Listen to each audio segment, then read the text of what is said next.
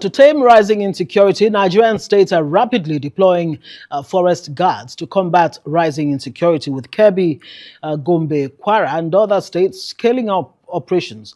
Well, joining us on Newsnight to discuss insecurity and the race to establish forest guards by the states, I have Chikwe Udensi, Chairman, Institute of Security and Safety Studies, Nnamdi Azikiwe University.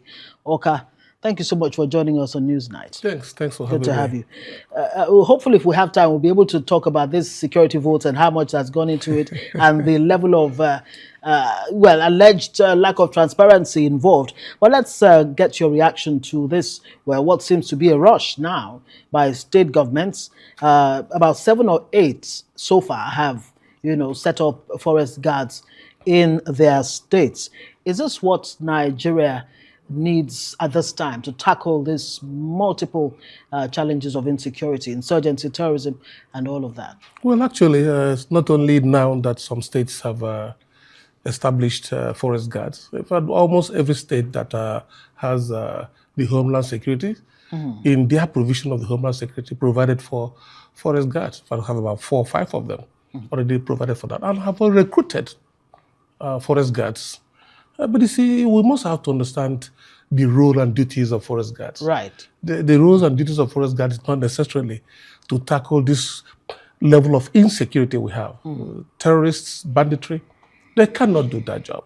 Let us look at it this way. What are we talking about? Forest guards. Are they going to carry arms? Arms? Are we going to allow them to enter the forests in their uniforms without arms? That would be unfortunate. Actually, what forest guard does is actually conservation. Right. Making sure that poachers and then illegal loggers do not take the field. That is exactly their job. It is not going to handle this level of insecurity we have. With the level of arms and ammunition that these terrorists are having in the forests, is it this category of people we are going to send in there? Or could it be that those who are thinking this, maybe there's a mistake in nomenclature? That could be the challenge.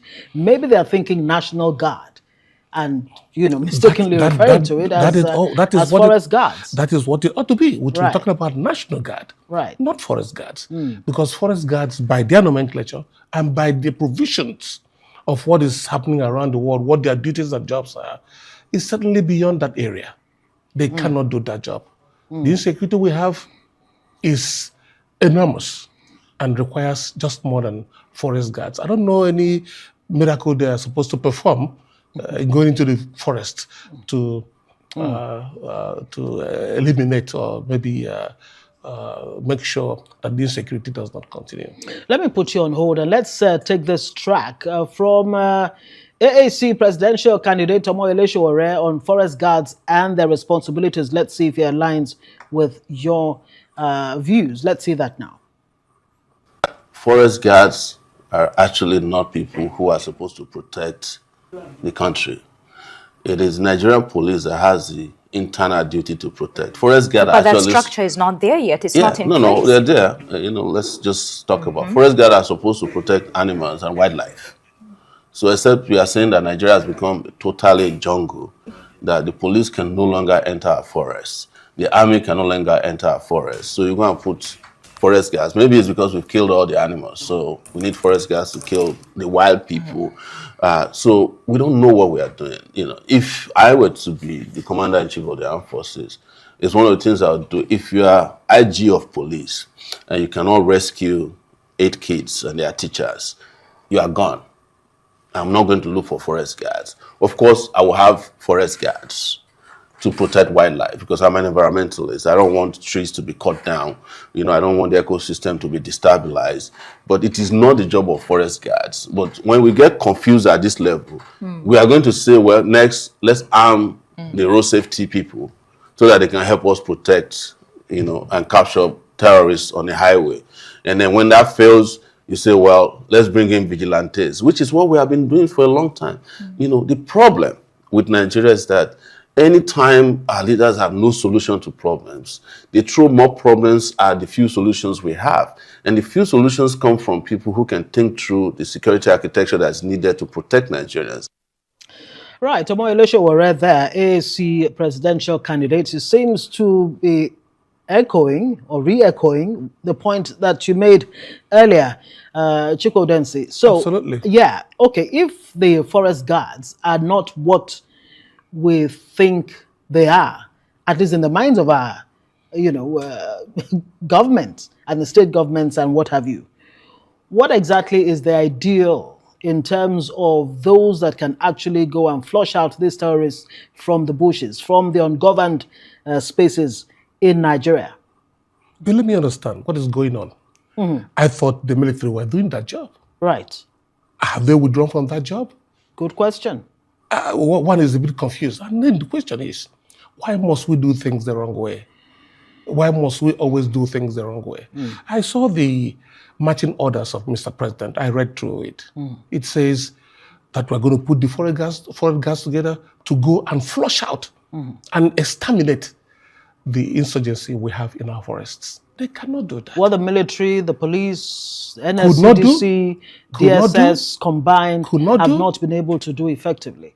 That is a joke, a very serious joke. Mm. And moreover, we understand that quite a lot of the states have hired or maybe recruited. Yeah, some by 1,000, some other states about 3,000, others maybe about 70 and what have you. Great idea. What's the most fundamental issue here in terms of, is it the funding? What exactly, or is it the capacity? Of course, they don't have the capacity to do that. Mm. And moreover, when you are recruiting these gentlemen, who are they? Which national database do we have to make sure they're not criminals you're recruiting? Right. Are you not recruiting criminals to go and fight criminality? That's what's the vetting process? That is a very big problem. Can actually ensure that you don't have criminals recruited.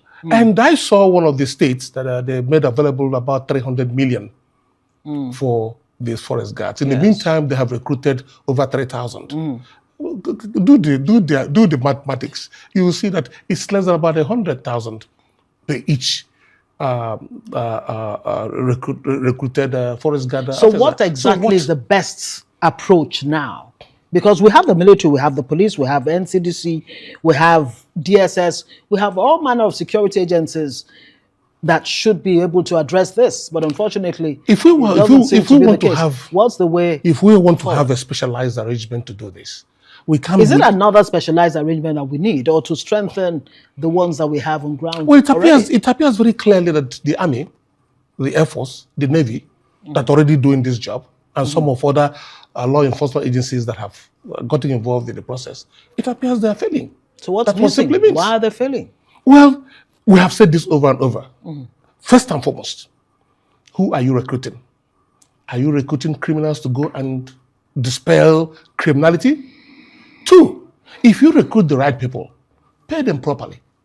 Because if you do not pay them, they will utilize the equipment or the tools for which they are supposed to use in fighting criminality against the state. That's what they will do. And if you see that right now, we are not paying them well. We are paying peanuts. And like you know, if you pay peanuts, you get monkeys. You simply get monkeys. All right. Thank you very much, Chikwe Udensi.